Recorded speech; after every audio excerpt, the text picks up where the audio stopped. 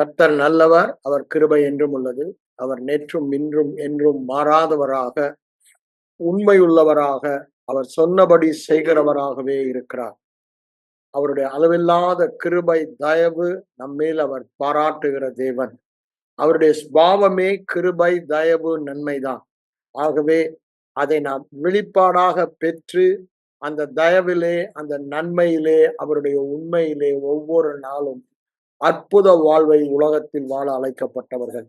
மற்றும் ஒரு ஜோயே வேத பாட ஆராய்ச்சிக்கு வந்திருக்கிற உங்களை அந்த தேவ ஜீவனில் வாழ வேண்டும் என்ற ஒரு ஆவல் உங்கள் உள்ளத்தில் தேவன் தந்தபடியினாலே உங்களுக்கு அந்த விருப்பத்தை கொடுத்தவர் அந்த செய்கையும் நிறைவேற்றுவாராக என்று சொல்லி வாழ்த்தி உங்களை வரவேற்கிறேன்.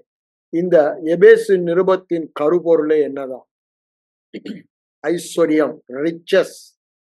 இப்போ 3ஆம் வசனத்திலே நாம் பார்த்து கொண்டிருப்பது ரிச்சஸ் ஆஃப் ஹிஸ் பிளெஸிங்.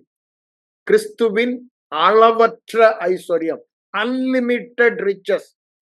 அதுதான் எபேசு நிருபத்தின் கருப்பொருளே. எபேசியர் 3:8 சொல்றாரு, அன்லிமிட்டெட் ரிச்சஸ் ஆஃப் கிரைஸ்ட்.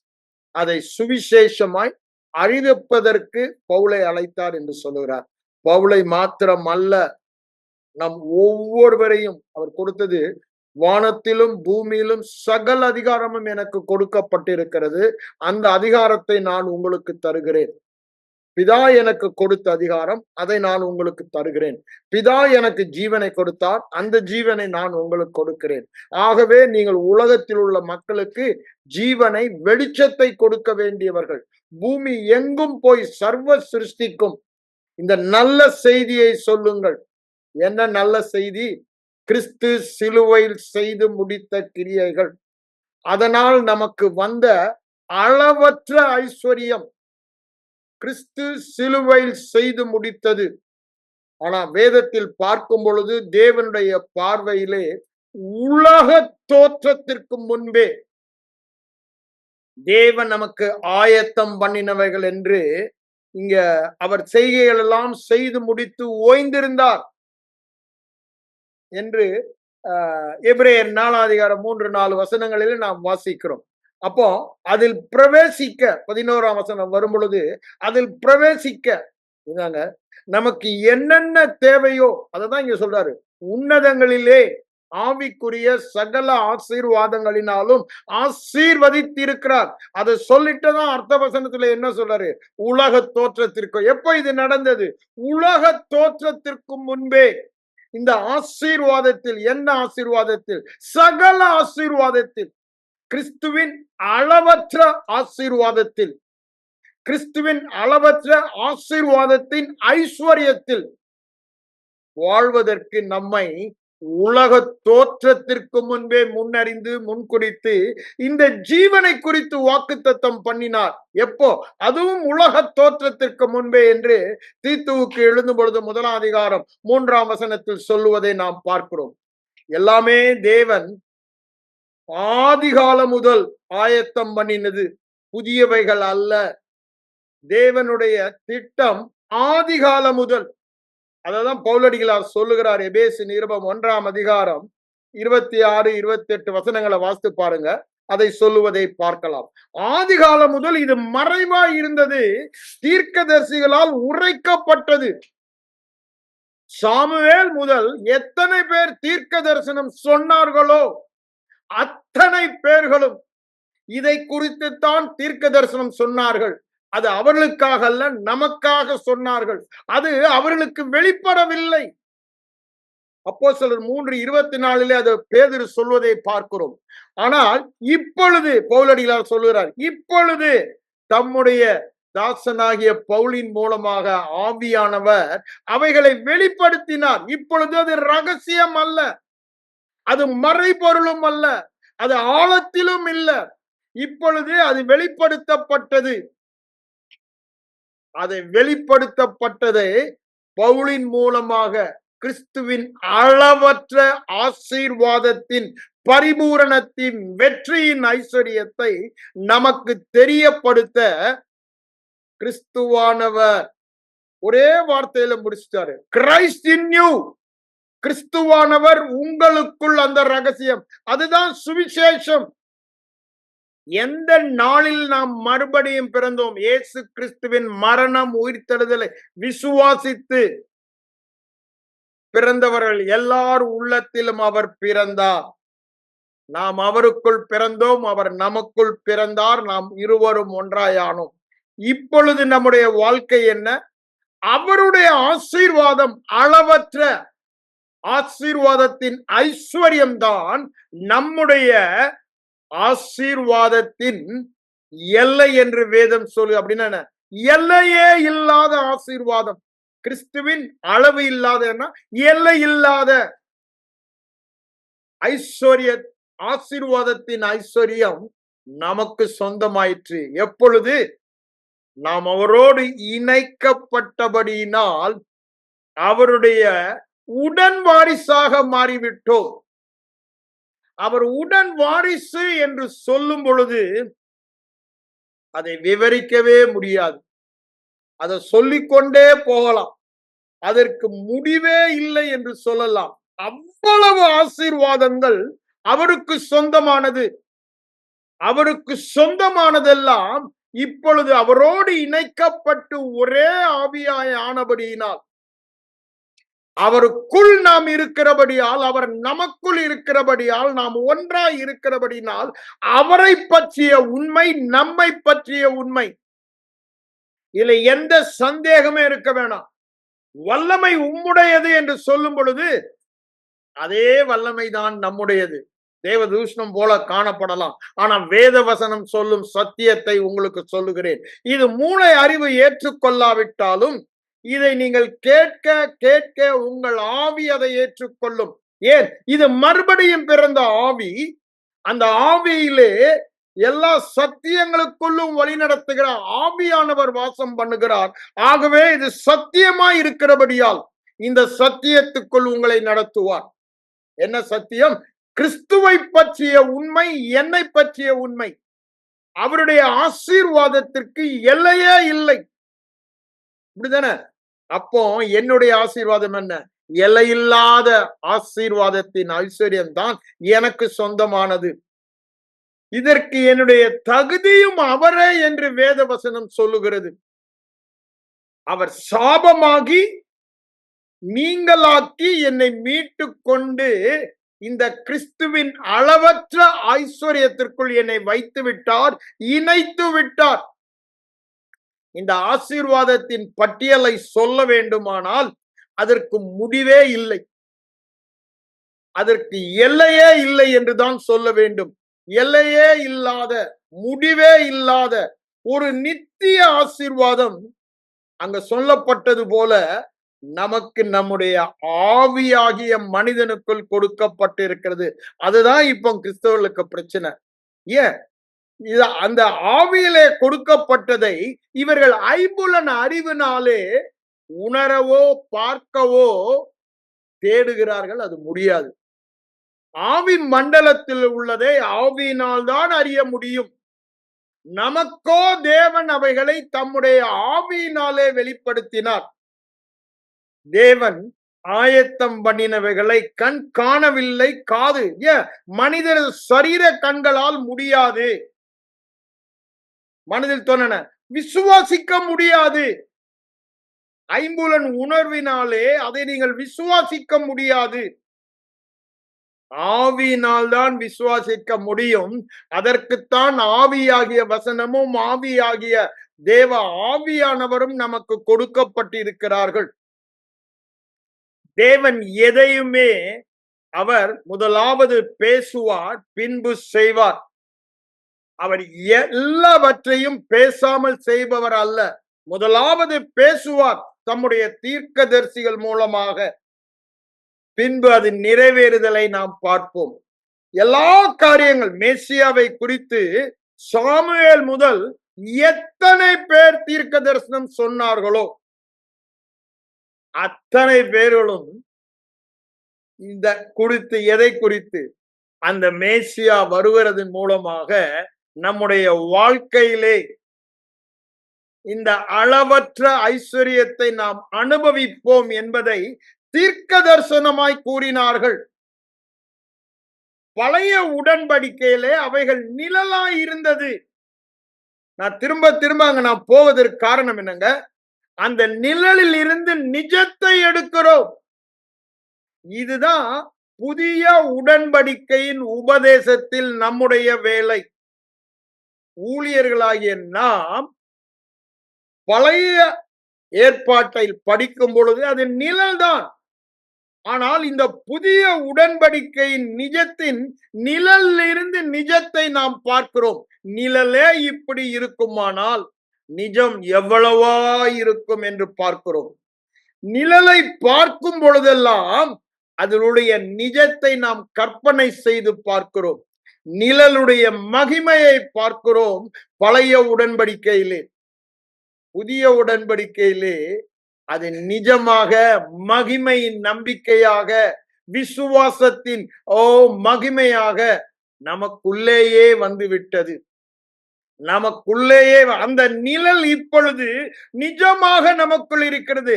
ஆசீர்வாதத்தின் நிழலை பழைய உடன்படிக்கையிலே, பழைய ஏற்பாட்டிலே, பழைய பக்தர்கள் வாழ்க்கையிலே பார்க்கிறோம். இப்பொழுது என்னங்க, அந்த நிழல் அல்லங்க, அந்த நிஜம் வெளியே அல்ல, நமக்குள்ளேயே வந்துவிட்டது. முதலாவது தேவனுடைய ராஜ்யத்தை தேடுங்கள் என்றார். தேவ ராஜ்யம் என்னங்க? அதுதான் ஆசீர்வாதத்தின் ராஜ்யம். அங்க சாபமே இல்லை, அங்கு பாவமே இல்லை, அங்கு குறைவே இல்லை, அங்கு தோல்வியே இல்லை. அந்த ராஜ்யத்தை தேடுங்கள் என்று சொல்லிவிட்டு தான் லூக்கா 12:31 பாத்தீங்கன்னா சொல்லுவாரு. உடனே 32 என்ன சொல்லுகிறாரு? பயப்படாதே சிறுமந்தையே, ராஜ்யத்தை கொடுக்க பிதா பிரியமாய் இருக்கிறார். ராஜ்யத்தை கொடுக்க பிதா பிரியமாய் இருக்கிறார். அதே லூக்கா 6:20 போனீங்கன்னா அங்க அவர் என்ன சொல்லுவாரு? ராஜ்யம் உங்களுடையது என்று சொல்லுகிறார். It belongs to us. Why? Christ belongs to us. கிறிஸ்து நம்முடையவர், நாம் கிறிஸ்துவனுடையவர்கள். ஆகவே கிறிஸ்துவுக்குரிய ராஜ்யம் நமக்குரிய ராஜ்யம். பூமியும் அதன் நிறைவும். அப்படித்தானே சொல்றாரு. 24 சங்கீதம் 1 சொல்லுவாரு, 50 சங்கீதம் 12 சொல்லுவாரு. நீங்க உபாகமம் 18:18 பார்த்தாலும் அதை சொல்லுவாரு. யாத்ராமம் 19:5-6 அதை சொல்லுவாரு. பூமியும் அதில் உள்ள யாவையும் சொந்த. அதுதாங்க தேவர் ராஜ்யம், அவருடைய ராஜ்யம் அவருக்கு சொந்தமானது. இந்த பூலோக ராஜ்யம் அவருக்கு சொந்தமானது. அந்த ராஜ்யத்தை நமக்கு கொடுக்க பிரியமாய் இருக்கிறார். இந்த பூலோக ராஜ்யத்தை தேவர் ராஜ்யமாக்க வேண்டும். அதற்குத்தான் தேவர் ராஜ்யம் நமக்கு கொடுக்க பிரியமாய் இருக்கிறார். அதை சொல்லிட்டு தான் அங்க என்ன சொல்றாரு? லூக்கா 17 அதிகாரம் 20-21 வாசித்து பாருங்க. அது எப்பொழுதும் வரும்னு ஆண்டவரை கேட்கிறாங்க. அதே அப்போஸ்தலர் 1 அதிகாரத்தில் சீஷர்கள் எப்பொழுது வரும் என்று கேட்கிறாங்க. அங்க சொன்ன பதில தான் சொல்றாரு. அது பிரத்யட்சமாய் வராது, அது பிரத்யட்சமாய் வராது. நீங்க ஐம்புலன் உணர்வுகளினால பார்த்து கேட்கிற விதமாய் வராது. அது எங்க இருக்குதான்? உங்களுக்குள் அப்படின்னு அது ஆவியிலே, உங்கள் ஆவியிலே வந்து விட்டது என்று சொல்லுகிறார். அததான் லூக்கா 1 அப்போஸ்தலர் 1:8 அதை பதில் சொல்லும் பொழுதுன்னு சொல்றாரு. பரிசுத்த ஆவி உங்களிடத்தில் வரும் பொழுது என்ன வந்தது? தேவ ராஜ்யம் உங்களிடத்தில் வந்தது.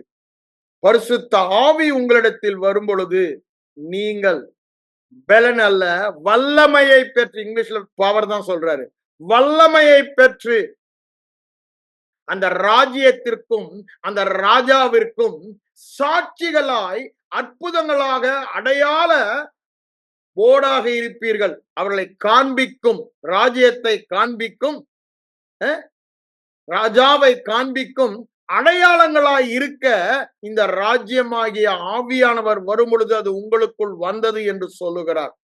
அது இங்கே என்றும் அங்கே என்றும் சொல்லுவதற்கு எதுவுமே இராது.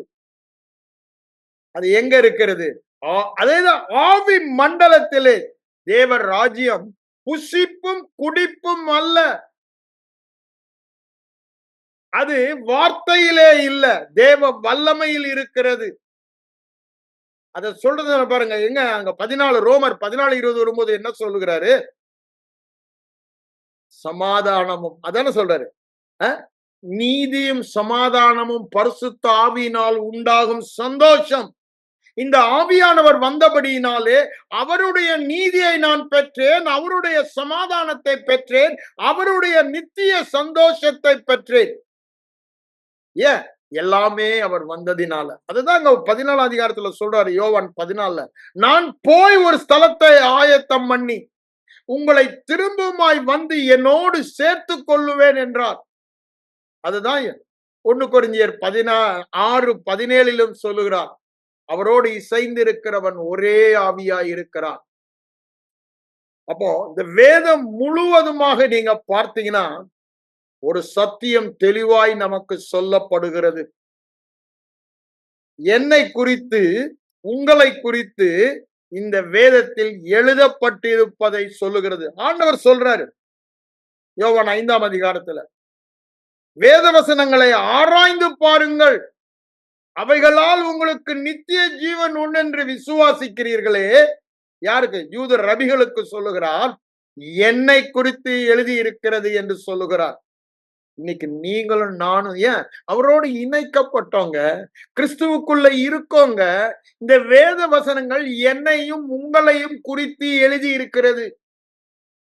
அதனாலதான் திரும்ப திரும்ப சொல்றது, கிறிஸ்துவுக்குள் சகல ஆசீர்வாதங்களினாலும் ஆசீர்வதித்து இருக்கிறார். யாரை குறித்து எழுதி இருக்கிறது? என்னை குறித்து, உங்களை குறித்து. என்னை குறித்து, உங்களை குறித்து. ஏன்? இது தேவன் கொடுக்கும் சாட்சி.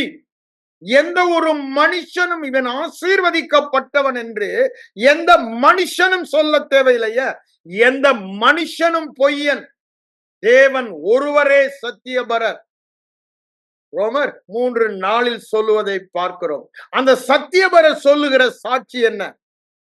சந்தர் சிங், நீங்க உங்க பேரை போடுங்க.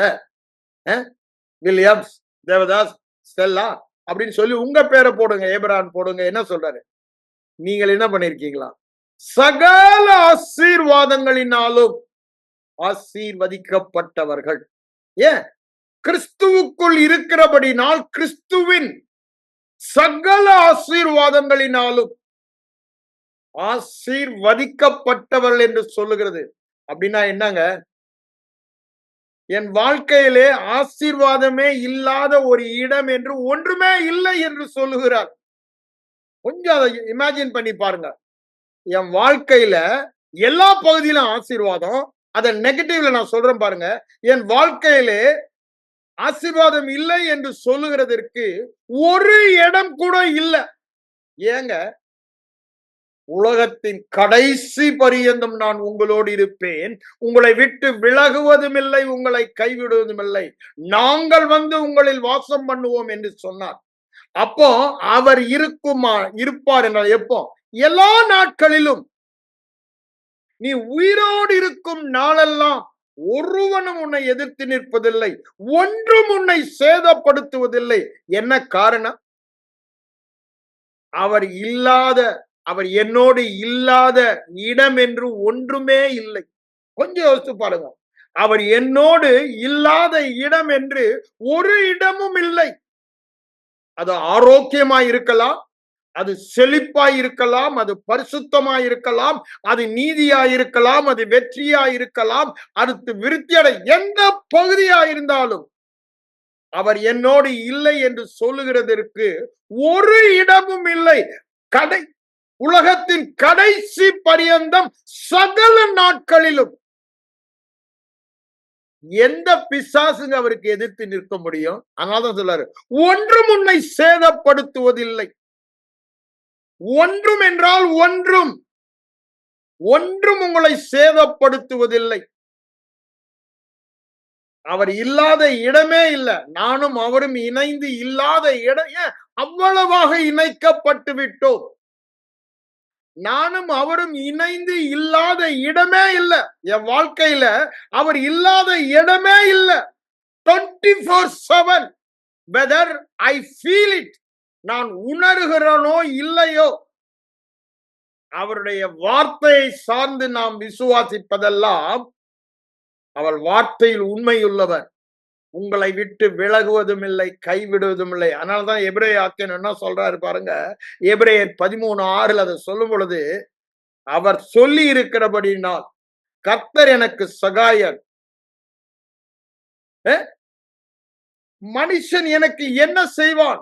அதாங்க சங்கீதக்காரன் 118 சொல்றான், கர்த்தரன் பட்சத்தில் இருக்கிறார், கர்த்தரன் பட்சத்தில் இருக்கிறார். அதே பவுலடிகளார் சொல்லும் பொழுது ரோமர் 9ஆம் அதிகாரத்தில் 30 நீங்க வாசிக்கும் பொழுது, இவைகளை குறித்து நாம் என்ன சொல்லுவோம்? தேவன் நம் பட்சத்தில் இருப்பாரானால், தேவன் நம்மோடு கூட இருப்பாரானால், நமக்கு விரோதமாய் இருப்பவன் நிற்பவன் யார்? நமக்கு விரோதமாய் எந்த ஒரு காரியமும் வாய்க்குமா? அதனாலதான் சொல்றேன், நானும் தேவனும் இணைந்து இல்லாத இடமே இல்லை என்று சொல்லும் பொழுது, என்னுடைய வாழ்க்கையிலே தேவன் இல்லாத இடமே இல்லை அப்படின்னா என்ன அர்த்தங்க? ஆசீர்வாதம் இல்லை என்று சொல்லுகிற ஒரு இடம் கூட என் வாழ்க்கையில இல்லைங்க. இந்த ஒரு பகுதியில தான் பிரதர், அப்படிதானே? இந்த ஒரு பகுதியில தான் எனக்கு கொஞ்சம் நன்மை குறைவுபடுது, மற்ற அப்படின்னு சொல்லுகிற இடமே இல்லைங்க. ஒருவேளை அது இருக்குமானால் அதற்கு காரணம் வேத வசனத்தை சார்ந்து நாம் விசுவாசித்து வாழாதவர்களாக, அவிசுவாசிகளாக தரிசித்து வாழ்பவர்களாக இருக்கிறோம். காணப்படுகிறவளை கண்டு அதை விசுவாசிக்கிறோம். ஆனால் வேதம் என்ன சொல்லுகிறது? காணப்படாதவைகளை பார்த்து வாழ்கிற விசுவாசிகள், அவங்க வாழ்க்கையில ஆசீர்வாதம் இந்த பகுதியில தான் எனக்கு இல்ல பிரதர், இதுல கொஞ்சம் 99%, 90% அப்படின்னு சொல்றதுக்கு ஒரு இடமுமே இல்லை.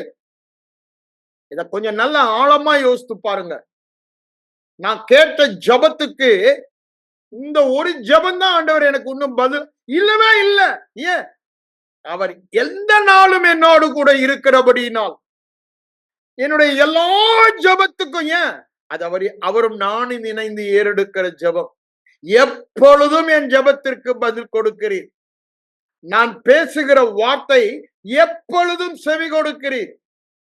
அப்போ நானும் அவரும் இணைந்திருக்கிறபடியினால் அவர் இல்லாத இடமே என் வாழ்க்கையில் இல்லை. அப்போ அவர் இல்லாமல் நான் பேசுகிற வார்த்தையே இல்லை. என் வாயில இருந்து வருகிற வார்த்தை அவருடைய வார்த்தை. ஏன்? கெட்ட வார்த்தை ஒன்று என் வாயிலிருந்து புறப்படாதபடி நான் பார்த்துக்கோ. ஏன்? பக்தி விருத்தி உண்டாக்கும் அவருடைய வார்த்தையே பேசுகிறேன். பிதா சொல்ல குமாரன் காண்கிறது எதுவோ அதையே நான் பேசுகிறேன் என்று சொல்லுகிறார். நீங்க யோவான் 12ஆம் அதிகாரம் 49-50 வசனங்களை வாசித்து பாருங்க. அதான் சொல்றாரு, அவருடைய கட்டளைகள், அவருடைய சொல்லுகிற காரியங்கள் நித்திய ஜீவனுடையவைகள், அவைகளையே நான் பேசுகிறேன் என்று சொல்லுகிறார். அதாவது தீர்க்கதரிசி என்பவன் யார்? தீர்க்கதரிசி என்பவன் தேவனுடைய வார்த்தையை வாயில் வைத்திருப்பவன் தீர்க்கதரிசி. எரேமியாவுக்கு சொல்றாரு, நீ தீர்ப்பானதிலிருந்து விலையேற பெற்றதை பிரித்தெடுத்தால் என் வாயாக இருப்பாய். அவனை தீர்க்கதரிசியாக அழைக்கிறார். அப்பொழுதே சொல்லுகிறார், விலையேற பெற்ற என்னுடைய வார்த்தை மாத்திரம் உன் வாயில் இருக்க வேண்டும், மற்றவைகள் எல்லாம் தீர்ப்பானது, தீட்டப்பட்டது. அங்க பேதுருக்கு சொல்லும் பொழுது சொல்லுகிறார், அப்போஸ்தலர் 10ஆம் அதிகாரத்துல, தேவன் பரிசுத்தமாக்கினது, ஆசீர்வதித்ததை நீ அதற்கு எதிர்மாறாக, தேவன் நிறைவாக்கினதை அதற்கு எதிர்மாறாக குறைவு என்று சொல்லாதே, சுகமாக்கினதை வியாதி என்று சொல்லாதே. 10ஆம் அதிகாரத்துல சொல்றாரு. 16ஆம் பேதுரு சொல்லும் வேதவசனம் 3 அந்த இடத்துல சொல்றாருங்க, it is God who has done it. Who are you to say contrary to it? தேவன் உன்னை பரிசுத்தமாக்கினார் இருக்கும் பொழுது நான் பாவி என்று சொல்வதற்கு நீ யார்? அவரே பரிசுத்தமாக்கினவர், அவரே உன்னை பரிசுத்தவான் என்று சொல்லுகிறார். அவரே உன்னை சுகமாக்கினவர், நீ சுகமாயிருக்கிறாய் என்று சொல்லுகிறார். அவரே உன்னை பரிபூரணம் உள்ளவனாக்கினார், நீ பரிபூரணம் உள்ளவன் என்று சொல்லுகிறார். அவரே எல்லாமே அவர் சிலுவையில் செய்ததுங்க, முடிந்தது என்று சொன்னார். எனக்கு நியமித்த கிரியைகளை நான் செய்து முடித்தேன். அங்க 17 அதிகாரம் யோவான் 3-4 வசனங்களை படித்து பாருங்க. It is done, it is done. whatever is needed in my life, என் வாழ்க்கையிலே தேவையானது, இந்த உலகத்திலே அவரை பிரதிபலிக்க, ராஜ்யத்தை காண்பிக்க, அவருடைய வாசனையை வீச, போகும் இடமெல்லாம் அவருடைய வெளிச்சத்தை காண்பிக்க, மரண இருளில் இருக்கிற ஜனங்களுக்கு நான் போகும் இடமெல்லாம் வெளிச்சம். ஏன்? நானும் அவரும் இணைந்து இல்லாத இடமே இல்லை. அப்போ என்னிலே இருளே இல்லை அப்படின்னு என்ன? யானும் அவரும் இணைந்து இருக்கிறபடியால் இந்த வெளிச்சம் இல்லாத இடமே இல்லை. அங்க தானியேலை பார்த்து சொல்லுகிறாங்க, என்ன சொல்றாங்க? தேவர்களின் ஆவியை பெற்றவன், தேவர்களின் ஞானமுடையவன், வெளிச்சமும் விவேகமும், வெளிச்சமும் விவேகமும் உடையவன். ஏங்க? தேவர்களின் ஆவி உடையவன் என்றாங்க.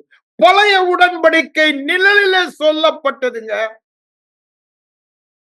மறைபொருளை வெளிப்படுத்துகிற வெளிச்சம், விவேகம், புத்தி. விவேகம் என்றால் புத்தி, நம்ம லாங்குவேஜ் சொல்ற அண்டர்ஸ்டாண்டிங். இருளில் இருப்பவர்களை சொல்லுபவர்கள், மறைந்து கிடப்பவர்களை பார்ப்பவர்கள். நீங்களும் நானுங்க. யாரை பற்றி சொல்லுகிறது? இது புது உடன்படிக்கையின் பாக்கியம். அங்கு ஒரு சிலருக்கு சில நேரத்திலே ஆவியானவர்கள் வந்து இறங்கும் பொழுது அதை பெற்றுக் கொண்டார்கள். நமக்கு அப்படி இல்லைங்க, நமக்கு அப்படி இல்லைங்க. 24/7 is with us. பெர்மனண்டா, நித்தியமாக நம்மிலே வந்து அவர் தங்கும் வாசஸ்தலமாக நமக்குள்ளே அவர் வாழ்கிறார். வாசம் பண்ணுகிறார்னா வாழ்கிறார். It is not like the old government. அதனாலதான் அவர் அங்க என்ன சொல்றாரு பாருங்க. மத்தேயு 11:11 சொல்லும் பொழுது, பழைய ஏற்பாட்டில் உள்ள எல்லா தீர்க்கதரிசிகளை விட யோவான் பெரிய தீர்க்கதரிசின்னு சொல்றார். ஆனா இந்த புது உடன்படிக்கையில நேற்று பிறந்த சிறியவன் கூட அவனை விட மேலான. ஏங்க? மறுபடியும் பிறந்து புது ஜீவனை பெற்றவன், பரிசுத்த ஆவியை, தேவனை நித்தியமாக தன்னோடு பெற்றுக் கொண்டவன். நித்தியமாக, நித்தியமாக பெற்றுக் கொண்டவன், விலகுவதே இல்லை என்று சொல்லுகிறார். நீ தவறும் போதும், பாவம் செய்யும் போது கூட விலகுவதில்லை. நான் பாவம் செய்யும் போது கூட அவருடைய பிரசன்னம் என்னை விட்டு பிரியவில்லை. அந்த கான்சியன்ஸ் இருந்தா பாவம் செய்ய மாட்டீங்க. நான் ஏன் அதை சொல்ல வரேன்? அவர் என்னோடு சேர்ந்து பாவம் செய்கிறார்னு சொல்ல இல்ல. அந்த கான்சியஸ்னஸ், அந்த வெளிப்பாடு. நீங்கள் பாவம் செய்யாமல் நீதிக்கென்று விழித்துக் கொண்டிருங்கள். 1 கொரிந்தியர் 15:34 சொல்லுது பார்க்கிறேன். அப்ப என்ன அர்த்தம்? தேவ பிரசன்னம் நானும் அவரும் இல்லாத இடம், நீதியாகிய தேவனும் நான் நீதி இல்லாமல் இருக்கிற இடம் ஒன்றுமே இல்லை. அந்த விசுவாசத்துக்கு விழித்துக் கொண்டு விழிப்போடு இருப்போமானால் பாவம் செய்ய மாட்டோங்க. அததான் சொல்றாரு, அததான் அங்க சொல்றாரு. அப்ப என்னங்க? அதேதான் வியாதிக்கும், அதேதான் குறைவுக்கும், அதேதான் தரித்திரத்துக்கும், அதேதான் விருத்தி இல்லாமைக்கும். என்ன? நானும் அவரும் இல்லாத இடமே இல்லை. அப்ப பாருங்க, சுகம் இல்லாத இடமே என் வாழ்க்கையில இல்லை. அப்படின்னா என்ன? வியாதி என் வாழ்க்கையில எந்த எல்லையிலும் வர முடியாது. செழிப்பு இல்லாத இடம் வாழ்க்கையில இல்லைன்னா, குறைவு இருக்கிற என் வாழ்க்கையில எங்குமே இல்லை. வெற்றி இல்லைன்னு சொல்றதுக்கு ஒரு இடம் கூட என் வாழ்க்கையில இல்லை. அதுதான் அவரோடு இணைந்து இருக்கிற பாக்கியம், அவருடைய பிரசன்ன. நானும் அவரும் இணைந்து இல்லாத இடமே இல்லாதபடியால் வெற்றி இல்லை என்று சொல்லுகிற இடமே இல்லை. எல்லா இடங்களிலும் எப்பொழுதும் எங்களை வெற்றி சிறக்க பண்ணி அவரை அறிகிற அறிவின் வாசனையை வீச பண்ணுகிற இடம்தான் எப்பொழுதும் என் வாழ்க்கையில. அந்த வெளிப்பாட்டு அறிவுக்கு வருவதான் சொல்றாரு, திரும்ப திரும்ப சொல்றாரு, சத்தியத்தையும் அறிவீர்கள். சத்தியம் என்னங்க? நானும் அவரும் இணைந்து காணப்படாத இடமே இல்லை. நிச்சயமாக அவர் என்னோடு கூட இருக்கிறார். நான் உன்னதமானவரின் உயர் மறைவில் இருக்கிறவன் சர்வ வல்லவரின் நிழலில் தங்குவான்னு அங்க தாவீதின் நிழலாட்டமாக சொல்லுகிறான். இங்கு அது நிஜம், நிஜமாக நாம் அனுபவிக்கிறோம். இதை நிஜமாக நித்தியமாக அனுபவிக்கிறோம்.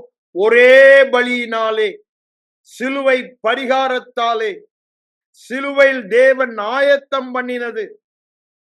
ஆகவேதான் அவர் என்ன சொல்றாரு, நான் வேறொன்றையுமே நான் பிரசங்கிக்க மாட்டேங்க, வேறொன்றையும் நான் தெரிந்து கொள்ள ஆசைப்படல. ஒன்னே ஒண்ணுதான், என்ன? சிலுவையில் அறையப்பட்ட கிறிஸ்து செய்ததினால் நீங்களும் நானும் யார் என்று அவருடைய அளவற்ற ஐஸ்வர்யம், நானும் அவரும் இணைந்திருக்கிறபடியால் அவருடைய அளவற்ற ஐஸ்வர்யம் இல்லாத இடமே என் வாழ்க்கையில் இல்லை. கொஞ்சம் இதை யோசித்து பாருங்க. நான் திரும்ப திரும்ப அதை தான் சொல்றேன். இது நாம் தியானிக்கணும். நீங்க பெருசா ஒண்ணும் பண்ணணும், சும்மா உட்கார்ந்து கொண்டு இதை யோசித்து கொண்டே இருங்கள், மனதில் ஓட்டிக்கொண்டே இருங்கள், வாயில் பேசிக்கொண்டே இருங்கள், மனக்கண்களில் படம் பிடித்து கற்பனை செய்து பாருங்கள். நானும் அவரும் இல்லாத இடமே இல்லை. We both are always together.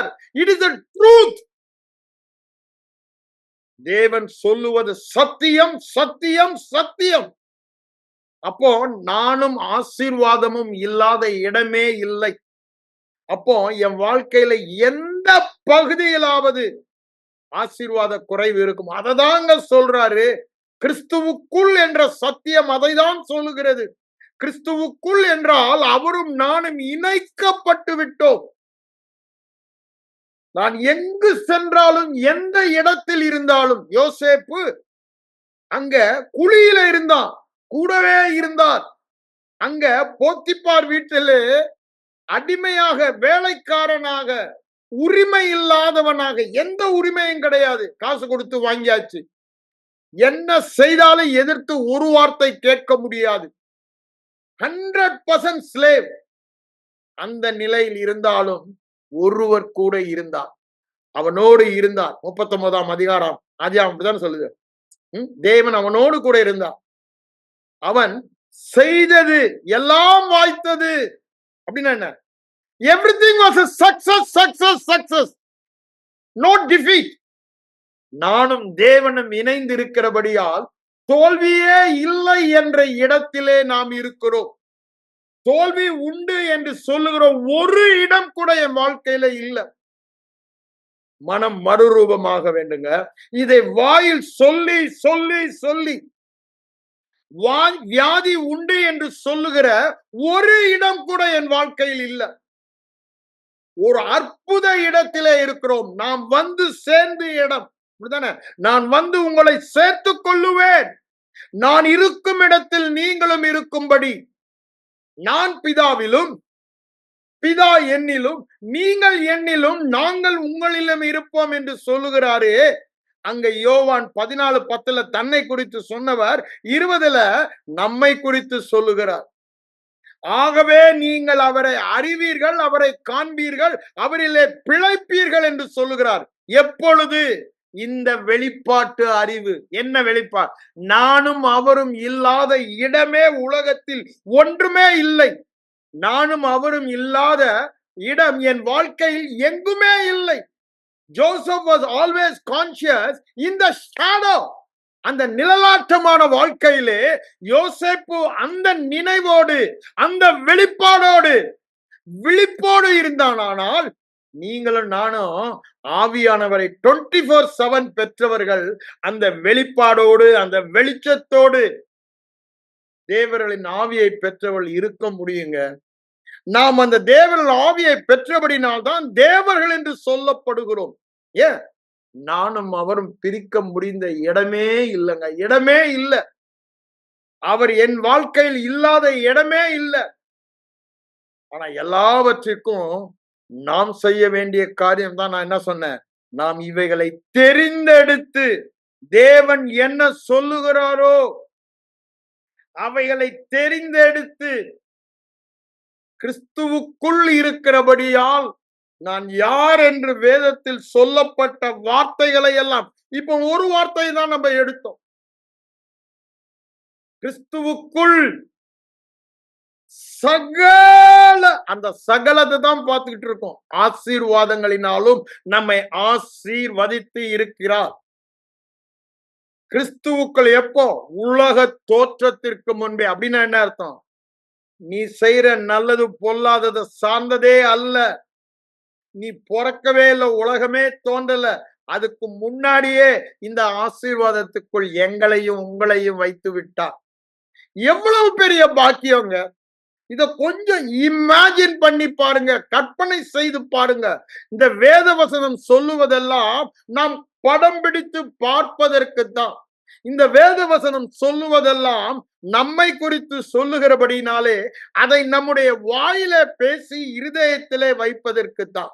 இது தூரமானதும் அல்ல, இது மறைவானதும் அல்ல, இது ஒருவருக்கும் மறைவானது அல்ல. ஏன்?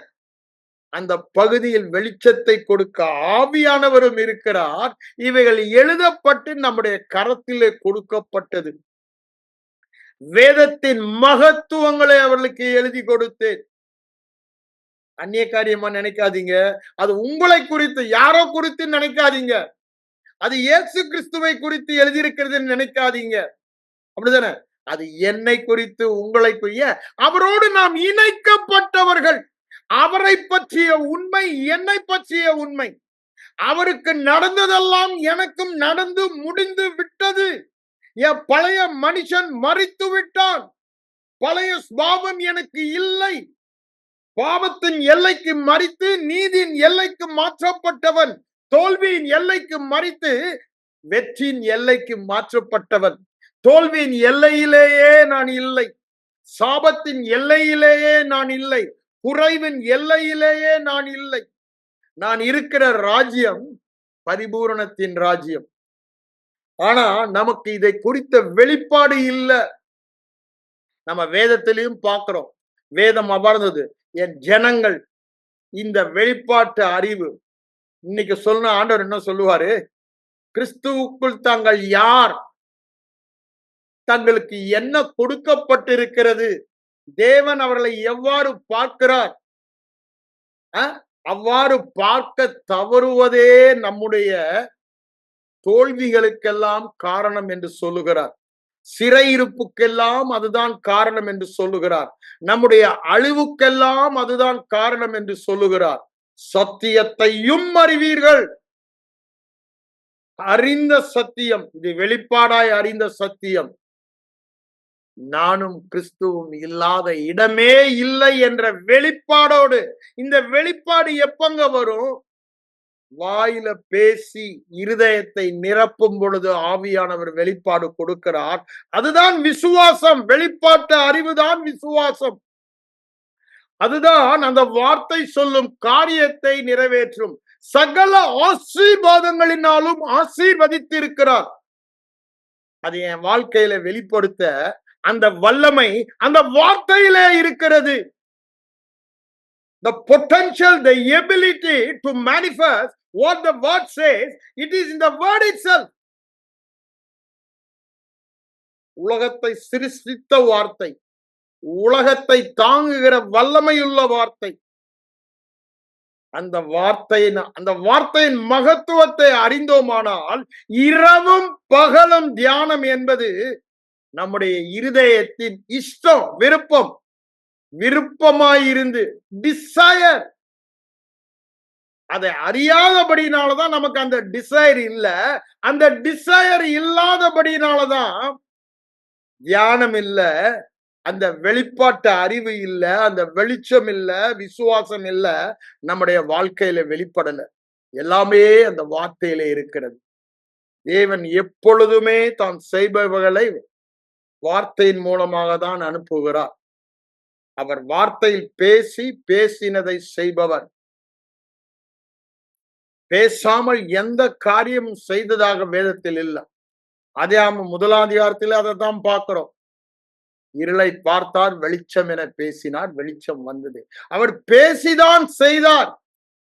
அந்த சாயல் தான் நம்முடைய சாயல். ஆகவே தான் என்ன சொல்லுகிறாரு, நீங்க சொல்ல ஆகும், நீங்கள் கட்டளையிட நிற்கும் என்று சொல்லுகிறார். இந்த ஆசீர்வாதம் எப்படி எனக்கு வந்தது? இந்த தகுதி எனக்கு எப்படி வந்தது? நானும் அவரும் ஒன்றாய் இருக்கிறோம். நான் கிறிஸ்துவுக்குள், கிறிஸ்து எனக்குள். இதுவே அந்த ரகசியம், காலம் காலமாய் மறைந்திருந்த ரகசியம் இப்பொழுது வெளிப்படுத்தப்பட்டது. இத பிரசங்கிக்கிறதுதான் தேவன் புது சிருஷ்டியின், புது உடன்படிக்கையின் ஊழியக்காரராக உங்களை எங்களையும் வைத்திருக்காரு. மற்ற இது நொல்லு, இது குறைவு, இது இல்ல, இது இப்படி சரி பண்ணும், இது சொல்லுவதற்கு நம்மை வைக்கவில்லை. கிறிஸ்துவுக்குள் கிறிஸ்துவின் அளவற்ற ஐஸ்வர்யத்தின் ஆசீர்வாதத்தை சுவிசேஷமாய் சொல்லுவதற்கு அவர்களை தான் தேவன் தேடுகிறார். அவர்கள்தான் தேவ சபையை சகல சுதந்திரத்துக்குள்ளும் வழி நடத்துபவர்கள். அங்க யோசுவா சகல சுதந்திரத்துக்குள்ளும் இஸ்ரவேலரை வழிநடத்தினதை பார்க்கிறோம். இன்று யோசுவாக்கள் நீங்களும் நானும் தான். வேற ஆள் இல்லைங்க. அவருக்கு சரீரம் இல்லாமல் தேவனால் உலகத்தில் ஒன்றையும் செய்ய முடியாது. ஒரு சரீர மனிதனாக அன்று உலகத்தில் அவர் இருக்கும் பொழுது, சுவிசேஷத்தில் வாழ்ந்த காலத்தில் அவர் சரீரத்தில் இருந்தபடியால் சகல அதிகாரத்தையும் பிதா அவருக்கு கொடுத்திருந்தார். அவரால் எல்லாவற்றையும் செய்ய முடிந்தது.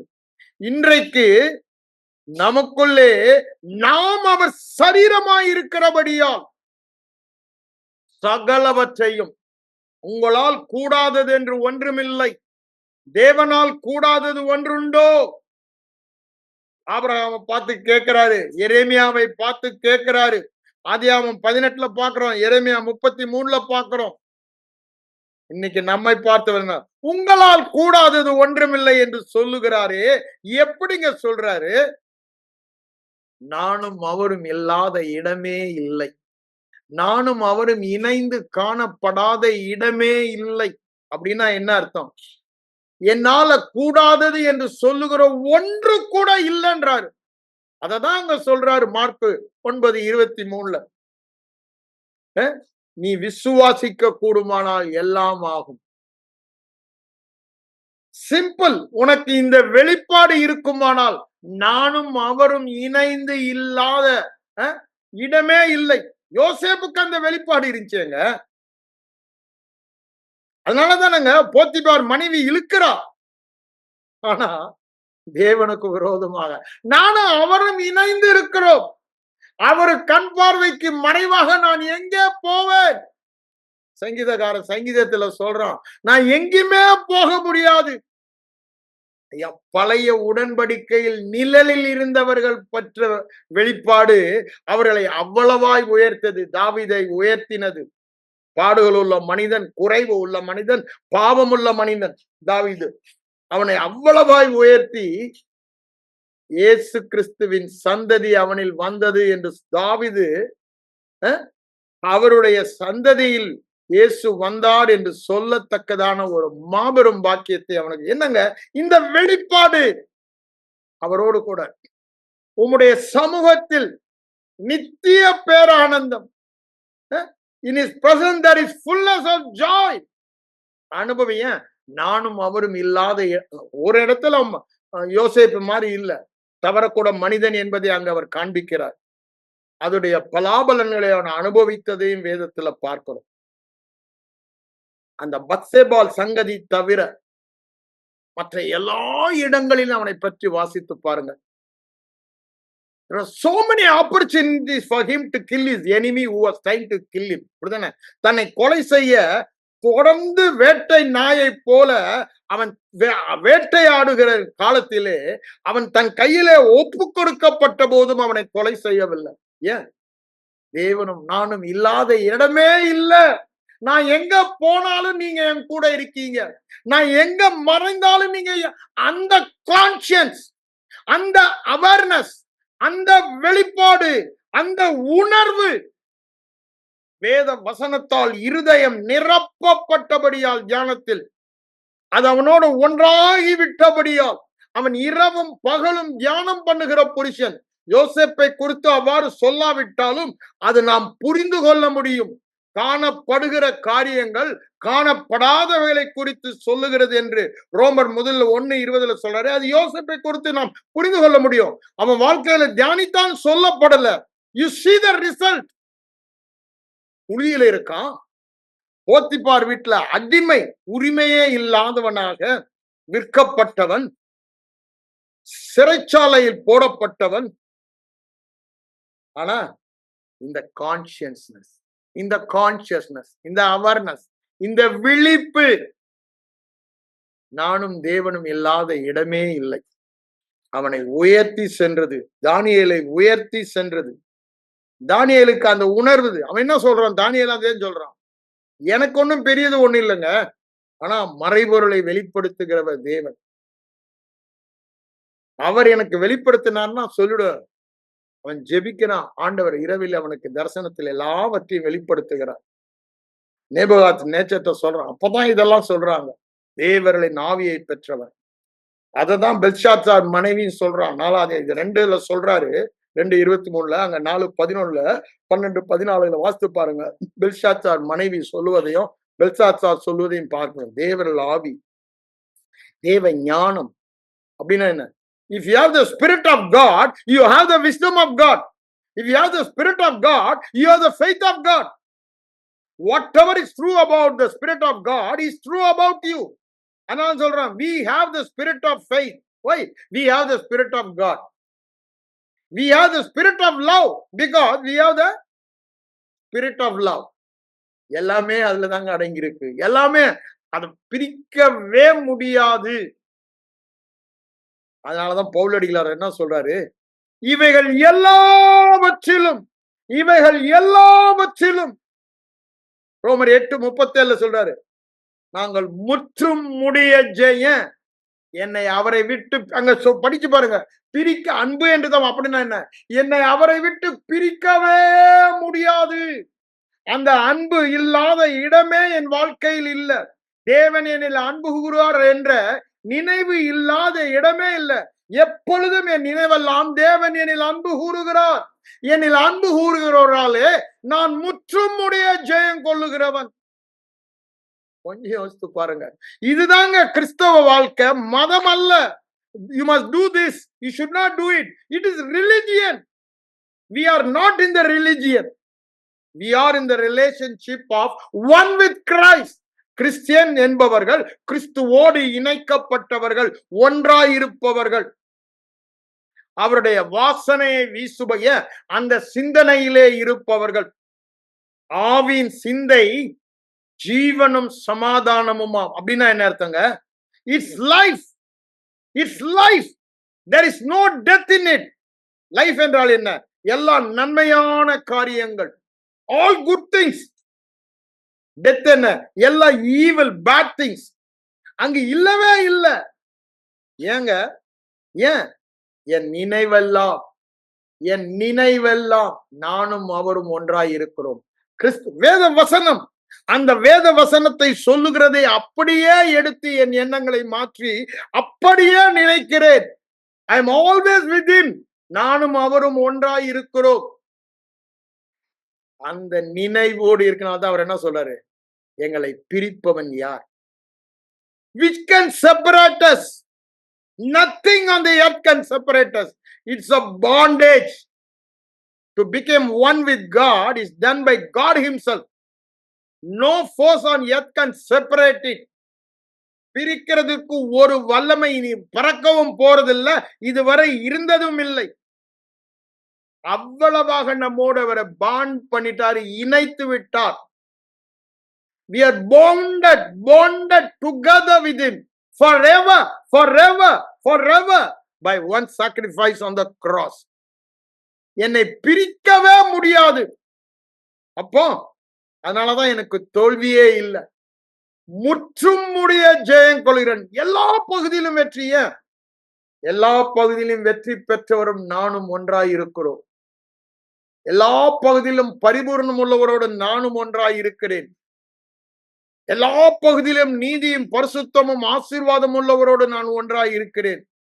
நானும் அவரும் இல்லாதவர் இல்லை என்றால் ஆசீர்வாதம் இல்லாத இடமே என் வாழ்க்கையில் இல்லை. நானும் அவரும் ஒன்றாய் இருக்கிறோம் என்றால் சுகம் இல்லாத இடமே என் வாழ்க்கையில இல்லை. எல்லா பகுதியிலும் சுகம். நானும் அவரும் ஒன்றாய் இருக்கிறோம் என்றால் வெற்றி இல்லாத இடமே என் வாழ்க்கையில் இல்லை. எல்லா இடங்களிலும் வெற்றி சிறக்க பண்ணி, கிறிஸ்துவுக்குள் நம்மை வெற்றி சிறக்க பண்ணி, கிறிஸ்துவினாலே நமக்கு ஜெயம் கொடுக்கிற தேவனுக்கு இணைக்கப்பட்டிருக்கிறோம். அந்த ஜெயத்துக்குள்ளே நாம் இருக்கிறோம். நமக்கு தோல்விக்கு சான்ஸே இல்ல, தீமைக்கு சான்ஸே இல்ல, வியாதிக்கு சான்ஸே இல்லை. ஏன்? அந்த இடத்தில் நான் போக இவரோடு இணைக்கப்பட்டு இருக்கிறேன். அவர் அந்த எல்லைக்கு போக முடியுமா? அவர் அந்த எல்லையிலே காணப்பட முடியுமா? நானும் அவரும் இல்லாத இடமே இல்லை. அதான் சொல்றாரு அங்க சங்கீதக்காரன். அதுதானே சொல்றான். நான் வேணா அந்த வசனத்தை எடுத்து உங்களுக்கு வாசிக்கிறேன். 138ஆம் சங்கீதத்துக்கு வாங்க. அங்க என்ன சொல்றாரு பாருங்க. 139 என்ன சொல்றாரு பாருங்க. இந்த அறிவு எனக்கு மிகுந்த ஆச்சரியம், எனக்கு எட்டாத உயரமுமா இருக்கிறது. உம்முடைய ஆவிக்கு மறைவாக நான் எங்கே போவேன்? எனக்கு எட்டாத உயரமா இருக்கிறது என்று சொல்லிட்டு தான் சொல்றாரு. உம்முடைய ஆவிக்கு மறைவு நான் எங்கே போவேன்? உம்முடைய சமூகம் நானும் நீங்களும் இல்லாத இடமே இல்லை. அது 2 வசனமும் பாருங்க. 5, 6 நான் முன்ன போனாலும் அங்க இருக்கீங்க, பின்னால வந்தாலும் அங்க இருக்கீங்க, என் வாயில வார்த்தை பிரவாகம் நீங்க அறிஞ்சிருக்கீங்க. என்ன அழகா சொல்றேன் பாருங்க. ஒருவேளை இந்த உலகத்துல நான் போனா உலகம் இருளா இருக்கிறது, ஆனாலும் என்னமா என்னை சுற்றிலும் வெளிச்சம் தான் இருக்கும். ஏன்? நீங்க கூட இருக்கீங்க, வெளிச்சம் தாங்க நாங்க இருக்கோம். அதுதான் அவங்க சொல்றோம். நீங்க கூட இருக்கீங்க. நான் இந்த உலகத்துல எந்த பகுதிக்கு போனாலும் அந்த பகுதியில் உள்ள இருள் எல்லாம் வெளிச்சம். மரண இருளில் இருக்கிற ஜனங்கள் நான் போனா வெளிச்சத்தை தான் காண்பார்கள். நீ போகையிலும் ஆசீர்வாதம், நீ வருகையிலும் ஆசீர்வாதம். உன்னை குறித்தது எல்லாமே ஆசீர்வாதம். நீ செய்வதெல்லாமே ஆசீர்வாதம். நீ பேசுவதெல்லாமே ஆசீர்வாதம். அப்படிதானே? உனக்கு சம்பந்தமான என்ன சின்ன பொருளா இருந்தாலும் அது ஆசீர்வாதம். ஏங்க? நானும் அவரும் சேர்ந்து காணப்படாத இடமே இல்லை. அதுதான் 130ஆம் சங்கீதத்துல தாவீது சொல்லுவதை நாம் பார்க்கிறோம். இது நமக்கு ஆச்சரியமா இருக்கிறது. பழைய உடன்படிக்கையிலே ஆவியானவர் அவ்வப்போது வந்து போனார். நமக்கு நித்தியமாக சகல சத்தியத்துக்குள்ளும் வழி நடத்துகிற ஆவியானவர் நித்தியமாக நம்மோடு கூட இருக்கிறார். இந்த அறிவு, இந்த வெளிப்பாட்டு அறிவு அது எட்டாத உயரமாய் இருக்கிறது. எங்கே போனாலும், சமுத்திரத்தின் கடையாந்திரத்தில் போய் நான் தங்கினாலும் அங்கேயும் ஒரு கை என்னை நடத்தும். அவர் என்னை வழி நடத்தாத இடமே இல்லை. அது விக்கிரகங்கள் நிறைந்த பட்டணமாய் இருக்கலாம், எனக்கு விரோதமாக எழும்புகிற இருள் நிறைந்த மக்களாய் இருக்கலாம். அங்கேயும் அவர் என்னோடு கூட இருக்கிறபடினால் நான் அந்த எல்லைக்குள்ள போனாலும் அவர் என்னை வழி நடத்துகிற தேவனாய். அங்கேயும் உமது கை என்னை கரம் பிடித்து நடத்தும். உமது வலதுகரம் என்னை பிடிக்கும். இருள் என்னை மூடிக்கொண்டது என்றாலும் இரவும் என்னை சுற்றி வெளிச்சமாகும். அப்ப என் வாழ்க்கையில இருளே இல்லை அப்படின்னு வெளிச்சம் இல்லாத இடமே இல்லை, சுகம் இல்லாத இடமே இல்லை. சுகம் சுகம் சுகம், செழிப்பு செழிப்பு செழிப்பு, ஆசீர்வாதம் ஆசீர்வாதம் ஆசீர்வாதம், நன்மை நன்மை நன்மை. ஏன்? அவரும் நன்மையும் நானும் ஒன்றாயிருக்கிறோம், சுகமும் நானும் ஒன்றாயிருக்கிறோம், வெளிச்சமும் நானும் ஒன்றாயிருக்கிறோம், செழிப்பும் நானும் ஒன்றாயிருக்கிறோம். அததான் இங்க சொல்றாரு. இருள் என்னை மூடிக்கொண்டாலும், தீமை சூழ்ந்து கொண்டாலும் அது என்னை அணுகாது, அணுகாது, அணுகாது. ஏன்? இந்த நன்மை என்னிலே காணப்படும். வெளிச்சம் என்னிலே வீசும். அது என்ன சொல்றாரு? எந்த மனுஷனையும் பிரகாசிக்கிற ஜீவ ஒளி. அந்த ஜீவன் நான் இருந்தது. அந்த ஜீவனுக்குள் ஒளி இருந்தது. அந்த ஒளி எந்த மனுஷனையும், எந்த சூழ்நிலையிலும், எந்த எக்ஸ்ட்ரீம் டார்க்னஸா இருந்தாலும் வெளிச்சம் உண்டாக கடவுது என்று சொன்ன தேவன் இருக்கிறபடியினால் அது வெளிச்சமாய்தான் இருக்கும். இருள் என்னை தொடவே முடியாது. தீமை என்னை அணுகவே முடியாது. பொல்லாப்பு என்னை அணுகாது. வாதை என்னை அணுகாது. ஓ ஹல்லேலூயா. பயம், கலக்கம், திகில் என்னை அணுகாது. ஏன்? அவரும் நானும் ஒன்றாய் இருக்கிறோம். இந்த ஒரு சத்தியம், இந்த ஒரு வார்த்தை, அததான் அவர் திரும்ப திரும்ப சொல்லுகிறார். என்ன சொல்லிட்டு பாருங்க, உமக்கு மறைவாக இருள் கூட என்னை அந்தகாரப்படுத்த அப்படின்னு. அந்த வெளிச்சத்தில் நான் எப்போதும் இணைக்கப்பட்டிருக்கிறபடியால் இருளின் காரியங்கள் என்னில் காணப்படுவதே இல்லை. அந்த வெளிச்சத்தை இருள் மேற்கொள்ளவே the light the darkness cannot comprehend that light. அதை மேற்கொள்ளவில்லை என்று சொல்லுகிறார். அதுதான் இங்க சொல்றாரு. அந்த வெளிச்சம் இருக்கும் பொழுது இருள் மேற்கொள்ள முடியுமா? இருள் அந்தகாரப்படுத்தாது. என் வாழ்க்கையில அந்தகாரமே இல்ல, வியாதியே இல்ல, தோல்வியே இல்ல, குறைவே இல்ல, தீமையே இல்ல, பயமே இல்ல. காரணம் என்ன? இந்த வெளிப்பாடோடு நான் இருக்கிறேன். நானும் அவரும் இணைந்து இல்லாத ஒரு இடமே இல்லை. அதான் சொல்றாரு, இரவும் பகலை போல வெளிச்சமாய் இருக்கும். காரணம் என்ன? வெளிச்சத்தோடு நான் இணைக்கப்பட்டு விட்டேன். அததாங்க 2 கொரிந்தியர் 6ஆம் அதிகாரத்துல சொல்லும் பொழுது வருஷத்துல இருளுக்கும் வெளிச்சத்துக்கும் என்னப்பா சம்பந்தம்? நீ இருளிலே போனாலும் நீ வெளிச்சமா தான் இருப்ப.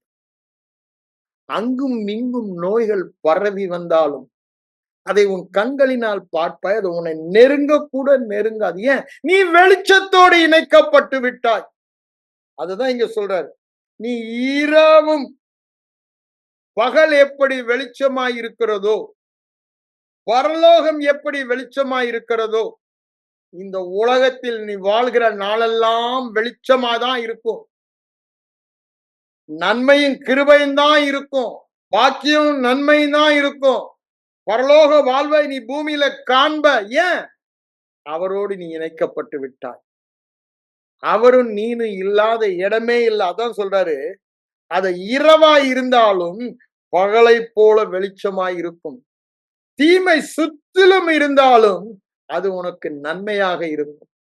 தீமை தீமை அது உனக்கு அவன் நினைப்பான், இவனை பண்ணிட்டான் அவ்வளவுதானே, அதுதான் நன்மையாக இருக்கும். யோசேப்புக்கு தீங்கு செய்ய நினைத்தார்கள், அது நன்மையாய் தான் இருந்தது. இரவும் பகலை போல் வெளிச்சமாயிருக்கும். இப்போ அவருக்கு இரவும் ஒண்ணுதான், பகலும் ஒண்ணுதான் நீங்க சொல்றாரு. இருளும் ஒண்ணுதான், வெளிச்சம். ஏன்? அவர் எப்பொழுதுமே. அப்ப எனக்கு என்னங்க? எனக்கு எப்பொழுதுமே வெளிச்சம். அவரோடு நான் இணைக்கப்பட்டிருக்கிறேன். ரொம்ப அழகா ஒன்னொன்னா படிச்சுட்டு போங்க. ரொம்ப ஆச்சரியமா இருக்கும். அந்த வெளிப்பாட்டு அறிவை யோசேப்பும் தாவீதும் தானியேலும் பெற்றுக்கொள்ள முடியுமானால் ஆண்டவர் என்ன சொல்றாரு? அவர்களை விட எல்லாம் நாம் பெரிய தீர்க்கதரிசிகள். யோவான் தான் பெரியவன். யோவானை விட நீங்க எல்லாம் பெரியவன். அந்த பாக்கிய நானும் அவரும் இல்லாத இடமே இல்லை. 24/7 அவங்களுக்கு ஆவியானவர் வந்து இறங்கும் பொழுது தேவ வார்த்தை அவர்களுக்கு வெளிப்பாடாக வந்து பேசி எழுதி வைத்தார்கள், சொன்னாங்க. நமக்கு அப்படி இல்லை. 24/7 பேச முடியும். அதனாலதான் பெரிய தீர்க்கதரிசி என்று நம்மை சொல்லுகிறார். நம்முடைய வாயில தான் ஒரு வார்த்தையை கொடுக்கிறாரு. அதுக்குதான வேதத்தின் வசனம். அதிக உறுதியான தீர்க்க தரிசன வசனங்கள் நமக்கு உண்டு. தீர்க்க தரிசினா யாரு? நான் திரும்பவும் சொல்றேன், வாயில தேவனுடைய வார்த்தையை பேசுவார். சும்மா ஒரு 2 நிமிஷம் யாராவது ஜெபம் பண்ணும்போது ஏதாவது 2 காரியங்களை வெளிப்பாடா சொல்லிட்டு போறவன் தீர்க்கதரிசி அல்ல. தேவ வார்த்தையை தவிர வேறொன்றையும் பேச மாட்டேன், அதில் உறுதியாய் இருப்பவன் தீர்க்கதரிசி. மோசே கிட்ட ஆண்டவர் சொல்றாரு உபாகம் 18, உன்னை போல ஒரு தீர்க்கதரிசி எழும்ப பண்ணுவேன், அவர் வாயிலே வார்த்தை இருக்கும் என்று சொல்றார். தீர்க்கதரிசி என்பவன் வாயிலே வார்த்தை இருப்பவன், தேவ வார்த்தை இருப்பவன். ஆண்டவர் அதனால்தான் பாருங்க, வேற எந்த வார்த்தையுமே அவர் பேசல. அதனால்தான் உங்களையும் என்னையும் வீணான வார்த்தைகளை குறித்து நியாயம் தீர்ப்பு நாளிலே கணக்கு ஒப்புவிக்க வேண்டும் என்று சொல்லுகிறார். உன் வாயின் வார்த்தையினாலதான் நீ தீர்க்கதரிசி, நீ சொல்லுகிற வார்த்தை அப்படியே நிறைவேறும், நீ சொல்லியபடியே ஆகும். ஆகவே வீணானவைகளை பேசாத. தேவன் உன்னை குறித்து வேதத்தில் என்ன எழுதி வைத்திருக்கிறார் கிறிஸ்துவுக்குள், அதையே பேசு என்று சொல்லுகிறார். அதை தவிர வேறொன்றையும் பேசாதிருக்க நான் தீர்மானித்திருந்தேன். நான் மௌனமாய் இருப்பேன், சூழ்நிலை என்னவா இருந்தாலும். இதையே நான் எனக்குள்ள தியானிக்கும் போது அப்படியே அக்கினி வரும். அப்ப நான் பேசுவேன்றான். சங்கீதம் 34 எடுத்து 39 எடுத்து படிச்சு பாருங்க. ரொம்ப தெளிவா முதல் 2-3 வசனங்கள்ல சொல்லுவதை நாம் பார்க்கலாம். நாம் யாருங்க? தீர்க்கதரிசி. ஏன்? நானும் அவரும் ஒன்றாய் இருக்கிற தீர்க்கதரிசி. அவரை குறித்த உண்மை, என்னை குறித்த, அவர் தீர்க்கதரிசி, நான் தீர்க்கதரிசி. அவர் வாயிலிருந்து புறப்பட்ட வார்த்தை அது அப்படியே நிறைவேறும் போது அங்க என்ன சொல்றாங்க, சுனேமியால் என்ன சொன்னா, இப்பொழுது உன் வாயிலிருந்து புறப்படுகிற வார்த்தை தேவனுடைய வார்த்தை என்று அறிவேன் என்று சொல்லுகிறேன் என்று அந்த தீர்க்கதரிசியை பார்த்து சொல்றோம். எப்போ? உயிரோடு எழுப்பின போது. ஏன்? அந்த வார்த்தைப்படியே நடக்கும். தீர்க்கதரிசி என்றால் நீங்கள் சொல்லியபடியே ஆகும். அதுக்கு காரணம் என்னங்க? நானும் அவரும் ஒன்றாய் இருக்கிறோம். நான் சொல்லி அது நிறைவேறாத இடமே இல்லை. மனதை மறுரூபமாக்குங்க. உங்க வாழ்க்கையில நீங்க பெரிய காரியங்களை அனுபவிக்க வேண்டுமானா நானும் அவரும் இல்லாத இடமே இல்லை. நான் சொல்லி அது அப்படியே நிறைவேறாத இடமே இல்லை. ஏன்? அவர் சொல்ல ஆகும், அவர் கட்டளையிட நிற்கும். நான் சொல்ல ஆகும், நான் கட்டளையிட நிற்கும். நானும் அவரும் இணைந்து இல்லாத இடமே இல்லை. பேசுகிற வார்த்தையே இல்லை. நானும் அவரும் இணைந்து பேசுகிறதெல்லாம் தேவ வார்த்தை தான். அப்ப என்ன? வார்த்தையின்படியே ஆகும் என்று சொல்லுகிறார். எல்லாமே இந்த ஒரு சத்தியம்தான். நான்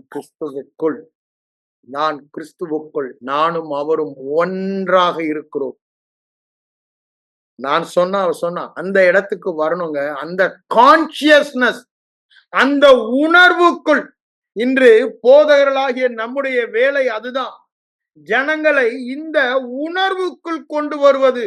புது உடன்படிக்கையின், புது சிருஷ்டியின் பாக்கியங்களின் உணர்வுகளுக்குள், வெளிப்பாட்டுக்குள், விழிப்புக்குள், வெளிப்பாட்டு அறிவுக்குள், விசுவாசத்துக்குள், அந்த ஆவிக்குரிய மனநிலைக்குள் கொண்டு வருவதுதான் நம்முடைய பிரதான வேலை.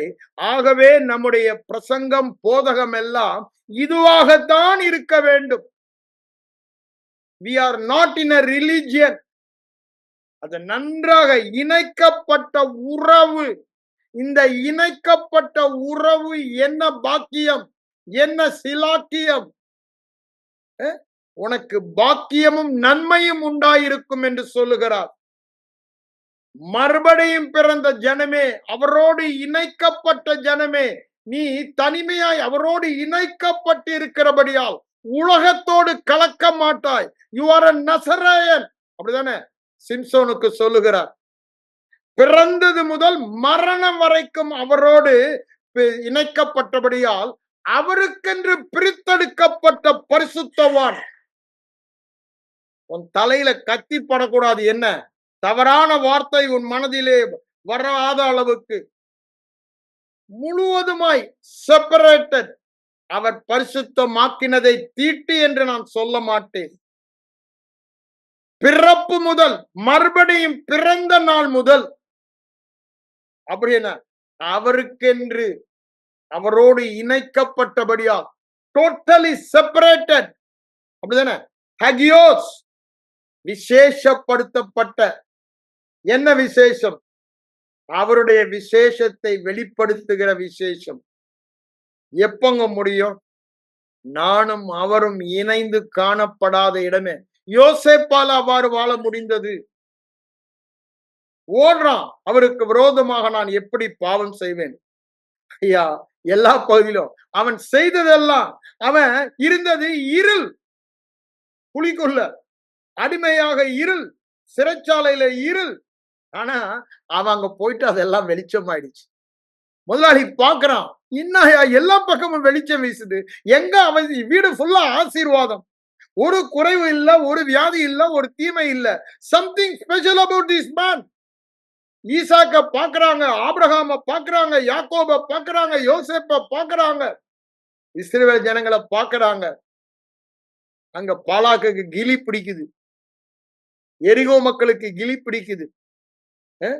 அந்த கானான் தேசத்தில் உள்ள ராஜாக்கள், எமோரிய ராஜாக்களுக்கு கிளி பிடிக்குது. ஏன்? அவர்களும் கர்த்தரும் சேர்ந்து இல்லாத இடமே இல்லை. சத்துரு அதை பார்த்து நடுங்குறான், ஒரு பயம் உண்டாகிறது. ஐயா, சத்துருக்கு நம்ம மேல பயம் ஏற்கனவே உண்டாயிடுச்சு, நீங்க ஒன்னும் உண்டாக்க தேவையில்லை. ஏதோ நீங்க செய்யறதுனால அவனுக்கு பயம் வர தேவையில்லை. ஏற்கனவே அவர் செய்ததுனால அந்த பயம் வந்துருச்சு. தேவையெல்லாம் உங்களுக்கும் எனக்கும் அந்த உணர்வு, அந்த கான்சியஸ்னஸ், அந்த விழிப்பு, அந்த வெளிப்பாட்டு அறிவு, அந்த விசுவாசம், அந்த மனநிலை, இதுதான். இதற்கு தேவையெல்லாம் ஒன்னே ஒண்ணுதான். இந்த ஒவ்வொரு வசனங்களையும் எடுத்து நம்ம என்ன பண்ணணும்? தியானம் பண்ணணும். உன்னதங்களிலே ஆவிக்குரிய சகல ஆசீர்வாதம். அப்ப என்ன? ஆவி மண்டலத்திலே கிறிஸ்துவுக்குரிய ஆசீர்வாதம் எல்லாம் எனக்கு ஆசீர்வாதம் இல்லாத இடமே என் வாழ்க்கையில இல்லை. இத பார்க்க பார்க்க, பேச பேச, அதை வாயை விட்டு பிரியாதிருக்க, தொடர்ந்து பேச பேச இருதயம் அதை நிரப்புகிறது. இருதயத்தின் நிறைவினால வாயில பேசுகிற அது அப்படியே ஆகுறது. இதுதான் கிறிஸ்தவ வாழ்க்கை. கிறிஸ்தவ வாழ்க்கை நட்சல்லே அதுதான். தேவன் தம் வார்த்தையை அனுப்பிவிட்டார். It is now your responsibility and my responsibility.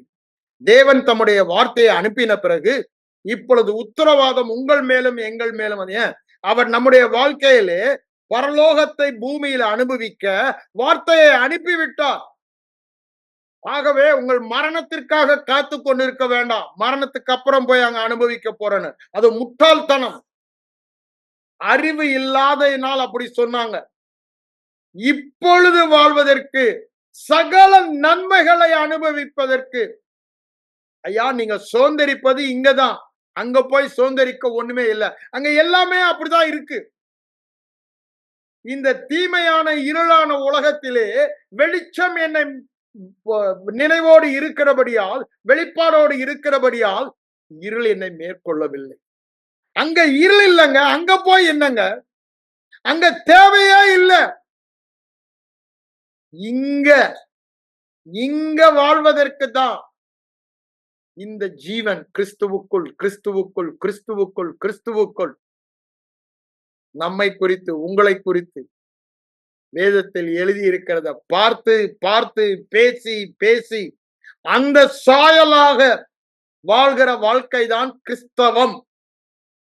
கிறிஸ்தவம் டூஸ் அண்ட் டோன்ட்ஸ் அல்ல, ரிஜிட் ரூல்ஸ் அல்ல, சட்ட திட்டங்கள் அல்ல. கிறிஸ்தவம் என்பது நாம் யாரோடு இணைக்கப்பட்டோம், எங்கே நாம் இருக்கிறோம், எங்கே அவர் இருக்கிறார், இதை அறிகிற வெளிப்பாட்டு அறிவுதான். அவர் யார்? அவரோடு இணைக்கப்பட்டபடியால் நான் யார்? அவர் வெளிச்சம், இருள் இல்லை. நான் வெளிச்சம், இருளே இல்லை. அவர் நன்மை, அவர் ஆசீர்வாதம். அவரோடு இணைக்கப்பட்டால் நான் நன்மை, ஆசீர்வாதம். அவர் வெற்றி, அவரோடு இணைக்கப்பட்டால் எனக்கு வெற்றி வெற்றி வெற்றி, தோல்வியே இல்லை. திரும்ப திரும்ப சொல்லுங்க, எனக்கு சொல்லும் பொழுதெல்லாம் பரவசம் அடைகிறேன், பரவசம் அடைகிறேன். ஏன்? my heart is bubbling with joy. ஏன்? எவ்வளவு பெரிய பாக்கியத்தை நமக்கு தந்திருக்கிறார். அவரோடு இணைத்து, நானும் அவரும் இணைந்து காணப்படாத இடமே இல்லை என்று சத்திய வேதம் சொல்லுகிறது. அவர் எதிர்பார்ப்பதெல்லாம் அதை விசுவாசிக்கத்தான். என்னை குறித்து வேத வசனம் சாட்சி சொல்லுகிறது, நானும் அவரும் இணைந்து இருக்கிறோம். தேவன் என்னை குறித்து சொன்ன சாட்சி இந்த வேதத்தில் எழுதி இருக்கிறது.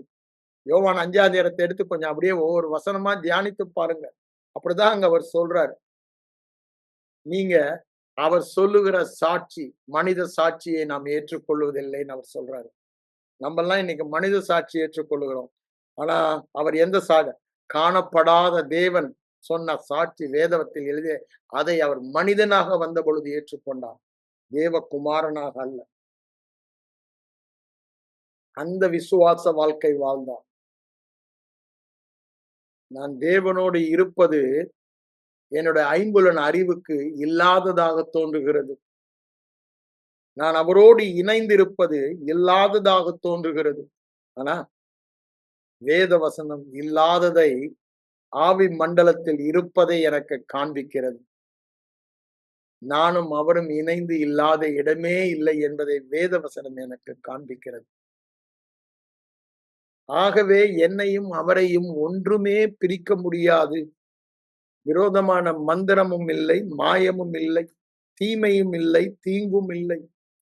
எந்த ஆயுதமும் வாய்க்காது, எந்த தீங்கும் நேரிடாது, எந்த பொல்லாப்பும் நேரிடாது, விரோதமாய் எந்த ஆயுதமும் வாய்க்காது, ஒன்றும் உங்களை சேதப்படுத்தாது, ஒரு வியாதியும் உங்களை மேற்கொள்ள முடியாது, ஒரு சாபமும் உங்களை மேற்கொள்ள முடியாது.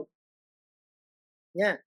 ஆசீர்வாதத்தோடு இணைக்கப்பட்டா சாபம்ன்றது இருக்கவே இருக்காதுங்க. ஏன்னா ஆசீர்வாதம் அவரோட இணைக்கப்பட்டுட்டீங்க. அதனாலதான் சொல்றாரு பவுலடியிலாரு, நான் உங்களிடத்தில் வரும் பொழுது சுவிசேஷத்தின் சம்பூரண ஆசீர் wherever I go I carry this blessing, I carry this glory, I carry this presence, I carry this light. இந்த வெளிச்சத்தை சுமந்து சொல்லுகிறேன், அவருடைய பிரசன்னத்தை சுமந்து சொல்லுகிறேன், அவருடைய மகிமையை சுமந்து சொல்லுகிறேன், அவருடைய ஆசீர்வாதத்தை, அவருடைய வெற்றியை, அவருடைய நன்மையை, அவருடைய சுகத்தை, அவருக்கு சொந்தமானதை எல்லாம் நான் சுமந்து சொல்லுகிறேன். அதுதாங்க நம்முடைய மனம் மறுரூபமாக வேண்டும். அது நம்முடைய எண்ணமாக வேண்டும். ஆவிக்குரியவன் ஆவிக்குரியவைகளை சிந்திக்கிறான். ஆவிக்குரிய வேலை குறித்து தான் நான் சொல்லிக் கொண்டிருக்கிறேன். ஆவியில் நாம் என்னவாய் இருக்கிறோம் என்று நான் சொல்லுகிற வார்த்தைகள் ஆவியாய் இருக்கிறது. அவர் சொல்லுகிற காரியங்கள் எல்லாம் ஆவி மண்டலத்திலே இருக்கிறதை வேத வசனம் எனக்கு காண்பிக்கிறது என்று சொல்லுகிறார். நம்முடைய வேலை இது ஒண்ணுதாங்க. அவர் சொல்லிட்டார்ல, அதை எடுத்து வாயில பேசி இருதயத்தை நிரப்ப சொல்றார். இருதயத்தின் நிறைவுனால ஆட்டோமேட்டிக்கா வாய் பேசி அந்த வாழ்க்கை நம்முடைய வாழ்விலே வெளிப்படும் என்று சொல்லுகிறார். கிறிஸ்துவின் அளவற்ற ஆசீர்வாதத்தின் ஐஸ்வர்யம் என் வாழ்க்கையில் வெளிப்படுவது தேவனுடைய விருப்பம், ஆசை, சித்தம். அதற்கு எல்லாவற்றையும் ஏற்கனவே செய்து முடித்து என் ஆவியிலே அதை கொடுத்தேன் என்று தம் வார்த்தையிலே அனுப்பிவிட்டார். அந்த வார்த்தையை இருதயத்தில் ஏற்றுக்கொள்வதுதான் விசுவாசம். For God's word to become real, அதை நாம் கேட்க வேண்டும். அந்த வார்த்தை நமக்கு உண்மையாக வேண்டும். அதுதான் அந்த கான்சியஸ்னஸ், அந்த அவேர்னஸ், அந்த அவேக்கனிங் ட்ரூத், வெளிப்பாடு, விசுவாசம். அதற்கு நான் செய்ய வேண்டியதெல்லாம் எவ்வளவுக்கு எவ்வளவு பேசுகிறனோ அவ்வளவு கேட்டு அது இருதயத்துல உண்மையாகும். அப்ப அந்த உண்மையிலிருந்து நான் பேசுவதுதான் விசுவாச வாழ்க்கை. இதுதான் கிறிஸ்துவின் அளவற்ற அளவற்ற அளவற்ற சுதந்திரம், ஐஸ்வர்யத்தில் நாம் வாழ்கிற வாழ்க்கை. இதுதான் கிறிஸ்தவம். கிறிஸ்தவம் என்பது கிறிஸ்துவின் அளவற்ற, அவருக்கு சொந்தமானதெல்லாம் எனக்கு சொந்தம். எல்லாம் உங்களுடையது. திரும்பவும் சொல்ற 1 கொரிந்தியர் 3, 21, 22, 23 படிச்சு பாருங்க. வல்லமை அவருடையது, வல்லமை உங்களுடையது என்றார். மகிமை அவருடையது, பூமியில் உள்ள சகல ஜாதிகளிலும் புகழ்ச்சியும் கீர்த்தியிலும் மகிமையிலும் உங்களை சிறந்திருக்க பண்ணுவேன்றாரு. அப்படின்னு என்ன? அவருடைய மகிமை, புகழ்ச்சி, கீர்த்தியை உங்களுக்கு தந்துட்டாரு. இந்த மகிமை, புகழ்ச்சி, கீர்த்தி சிறந்து இருக்கிற இல்லாத இடமே இல்லை. ஏன்? அவரை பற்றிய உண்மை, உங்களை பற்றிய உண்மை. இப்படி சொல்லிக்கொண்டே போகலாம். மனதில் வையுங்கள். என்னையும் அவரையும் பிரிக்கிற இடம் என்று ஒன்றுமே இல்லை. ஏன்? இது வேத வசனம் சொல்லுகிறபடினாலே, தேவன் சொல்லுகிறபடினாலே, எவ்வளவு வேணும் பொய்யுரையாத தேவன் சொல்லுகிறபடினாலே அதை நான் விசுவாசிக்கிறேன். அது வெறுமையாய் திரும்பாது. நான் வாயில பேசும்போது அது நிறைவேறும். அது சொன்ன காரியம் வாய்க்கும்படி செய்யும். நானும் அவரும் இணைந்து இருக்கிறோம். நானும் அவரும் இணைந்து காணப்படாத இடமே உலகத்துல இல்லை. என் வாழ்க்கையில எந்த பகுதியிலும் நானும் அவரும் இணைந்து காணப்படாத இடமே. எல்லா இடங்களிலும் எப்பொழுதும் நாங்கள் இணைந்து காணப்படுகிறோம். Nothing can separate us. Nothing can harm us. Nothing can stand. ஒருவனும் எதிர்த்து நிற்பதில்லை. அதன் ரகசியமே இதுதான். எல்லாருக்கும் என்னை குறித்த பயம். அதன் ரகசியமே இதுதான். உலகத்தில் இருப்பவனிலும் உங்களில் இருப்பவர் பெரியவர். ரகசியமே அதுதான். God the Almighty. வானமும் பூமியும் சமுத்திரமும் என்னுடையது. அவைகளை நான் சிருஷ்டித்தேன். அவைகளை என் வல்லமை நான் தாங்கிக் கொண்டிருக்கிறேன். அந்த வல்லமை, வார்த்தையின் வல்லமை நம் இருதயத்துக்குள் வர வேண்டும். வார்த்தையினாலே சிருஷ்டித்தவர் வார்த்தையினால் நம்மையும் சிருஷ்டிக்க சொல்லுகிறார். நம்முடைய உலகத்தை உருவாக்குவது, இருள் நிறைந்த உலகத்தை வெளிச்சமாக்குவது. இந்த கான்சியன்ஸ்ல நாம் பேசும் பொழுது அவர் செய்த விதமாக நம்மை செயல்கிறார். வெறுமையாய் இருந்த உலகத்தை நிறைவாக்கினது அவர் பேசினது. அப்படிதானே? ஒழுங்கின்மையை ஒழுங்காக்கினது. எல்லாவற்றையும் பெர்ஃபெக்டா மாத்தினது வாயின் வார்த்தை. உங்க வாழ்க்கையில எங்க ஒழுங்கு இல்லையோ, இம்பர்ஃபெக்ஷன் இருக்கோ, அதை பெர்ஃபெக்ட் ஆக்க தேவனுடைய வார்த்தையை பேசுங்க. கிறிஸ்துவுக்குள் என்ற வார்த்தையை பேசுங்க. இருளான சூழ்நிலையில கிறிஸ்துவுக்குள் என்ற வார்த்தை வெளிச்சத்தை பேசுங்க. இம்பர்ஃபெக்ஷனை பெர்ஃபெக்ட் ஆக்க பேசுங்க. It is our job. நாம் தான் ஒழுங்குபடுத்துகிறோம் ஒழுங்கின்மையை. இருளை நாம் தான் வெளிச்சமாக்குகிறோம். வெறுமையை நிறைவாக்குவதுதான். வெறுமையை நிறைவாக்குவது நாம் தான். இளைய குமாரனுக்கு புத்தி தெளிந்தது என்று அங்க லூக்கா 15 பார்க்கிறோம். நமக்கு அதுதான் தேவை. He came to himself. இங்கிலீஷ்ல அப்படி போடுறான். The younger son came to himself. அப்படின்னு என்ன? அப்பதான் அவன் கண்ணு திறந்த தான் யாருன்னு பாக்குறான். யாரியா? எங்க அப்பா யாரியா? எவ்வளவு பெரிய பணக்காரரு. இங்க ஒரு சாப்பாடு, பண்ணி சாப்பாடு கிடைக்குமான்னு அலைஞ்சி தரக்க, அங்க வேலைக்காரருக்கு அவன் சாப்பிட்டது போக மீதி இருக்கத்தக்கதாக தாராளம் இருக்குன்னு அங்க போட்டிருக்கு. அதை எடுத்து கொஞ்சம் படிச்சு பாருங்க. முடிஞ்சு போச்சு நேரம், அதனால நான் அதை படிக்கல. அந்த புத்தி எப்போ வந்துச்சான்? ஒரு நாள் அவன் பண்ணி தின்ன தவுட்ட சாப்பிட வந்து ஓங்கி அடிக்கிறான். டேய், இது பண்ணிக்கடா, உனக்கு இல்லடா, உனக்கு எவன்டா சாப்பாடு போட்டான், உன்னை பண்ணி மேய்க்க சொன்னேன் அப்படின்னு. அப்பதான் அவனுக்கு புத்தி தெளிது. என்ன? ஒரு வேலைக்காரன் எங்க அப்பா வீட்டுல, இன்னைக்கு உங்களுக்கு நம்ம பண்ணி தின்ற தவுட்டுக்கு அலைஞ்சுக்கிட்டு இருக்கோம், கிடைக்காதான்னு. கொஞ்சம் கண்ணை திறந்து பாருங்க. கண்ணை திறந்து பாருங்க. அவரோடு இணைக்க அவர் சொல்றாரு, எனக்குரியதெல்லாம் உனக்குரியது, நீ எப்பொழுதும் என்னோடு இருக்கிறாய். அது முழுசா எடுத்து படிச்சு பாருங்க. அந்த 15 மூத்த குமாரன் சொல்லும்போது அதுதான் சொல்றாரு, நீ வந்து எனக்கு ஒரு ஆடு கொடுக்கலையான்னு கேட்காத. Don't ask me, you take it by faith. எல்லாவற்றையும் வேதத்தில் உனக்கு எழுதி கொடுத்து, என் வழி என்னன்றது சொல்லி கொடுத்துட்டேன். என் வழி விதைப்பு அறுப்பும் தான் சொல்லிட்டேன். விசுவாச வழிதான் சொல்லிட்டேன். என் வழியில நீ ஆபரேட் பண்ண, எல்லாம் உன்னுடையதுதான். You just enjoy.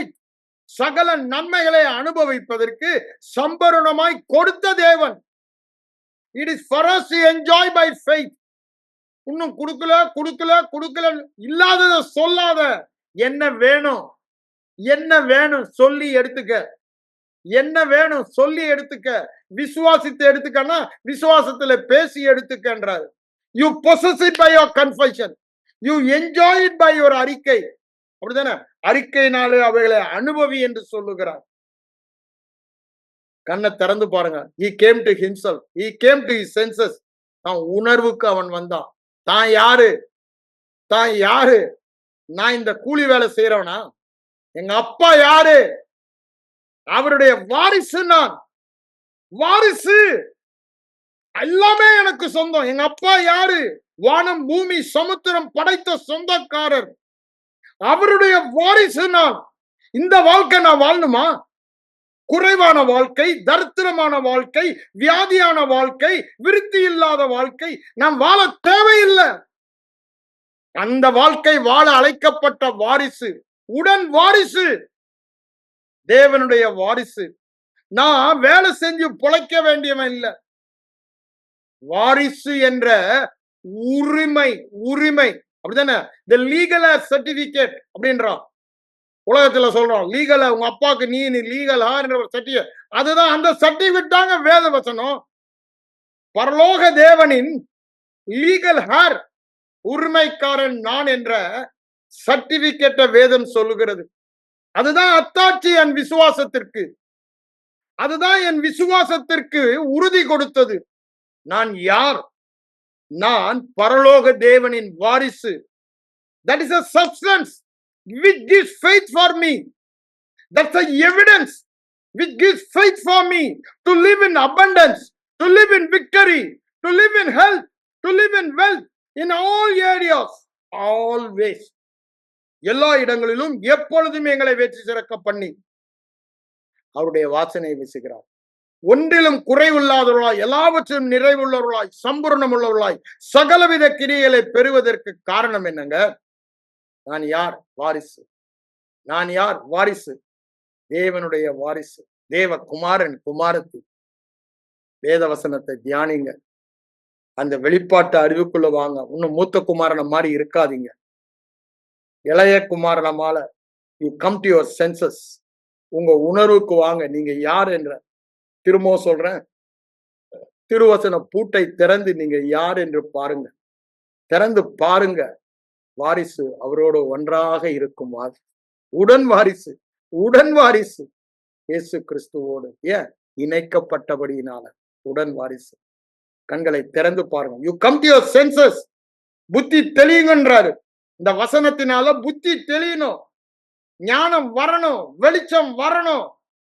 அப்பந்தான் ஆஹா, இந்த வாழ்க்கை எனக்கு உரியது இல்லப்பா, நாம் பரலோக தேவனின் மகன், மகள், அவரோடு எப்பொழுதும் இணைந்திரு. அந்த வாழ்க்கை அவருடைய வாழ்க்கை, அந்த பரலோக வாழ்க்கை பூமியில் வாழ அழைக்கப்பட்டவன். உனக்கு ஒப்பானவன் யார்? உனக்கு இணையானவன் யார்? உனக்கு ஒப்பானவனும் இல்லை, இணையானவன் இல்லை. பூமியில் உள்ள சகல ஜனங்களிலும் உன்னை ஆசீர்வதித்து இருக்கிறார். அவருக்கு சொந்தமாக, அவருடைய சொத்தாக உன்னை நினைத்து விட்டார். அவர்தான் உன் சொத்து, அவர்தான் உன்னுடைய சுதந்திரம். ஆம், நேர்த்தியான இடங்களில் என் சுதந்திரம் உண்டு. இது நேர்த்தியான சுதந்திரம், நேர்த்தியான சுதந்திரம், நேர்த்தியான சுதந்திரம். இங்க கொஞ்சம் கூட நேர்த்தி இல்லாததே இல்லை. எவ்வளவு பெரிய ஆசீர்வாதம் பாருங்க. அவரே நம்முடைய சுதந்திரம். கண்களை மூடி ஜெபிப்போம். எங்கள் அன்பின் பரலோக பிதாவே, இந்த காலை வேலைக்காக உம்மை நன்றியோடு ஸ்தோத்திரிக்கிறேன் ஆண்டவரே. ஆண்டவரே, இந்த காலை வேளையில நீங்க எங்களோடு பேசுகிற வார்த்தை ஒரு சிலராக இதை கேட்டாலும் ஆண்டவரே, அவர்கள் மூலமாக ஆயிரங்களுக்கு இந்த வார்த்தையில நீங்க எடுத்து செல்ல முடியும் ஆண்டவரே. உம்முடைய வார்த்தை உலகமெங்கும் துணிக்கிறது ஆண்டவரே. அதை நான் முழுவதுமாய் நான் விசுவாசிக்கிறேன்.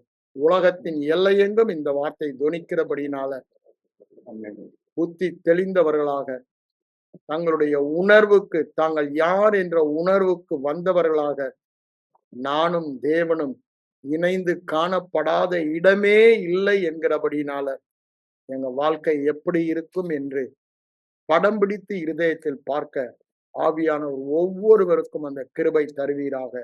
இயேசுவின் மூலம் ஜெபிக்கிறோம் எங்கள் நல்ல பிதாவே. ஆமென்.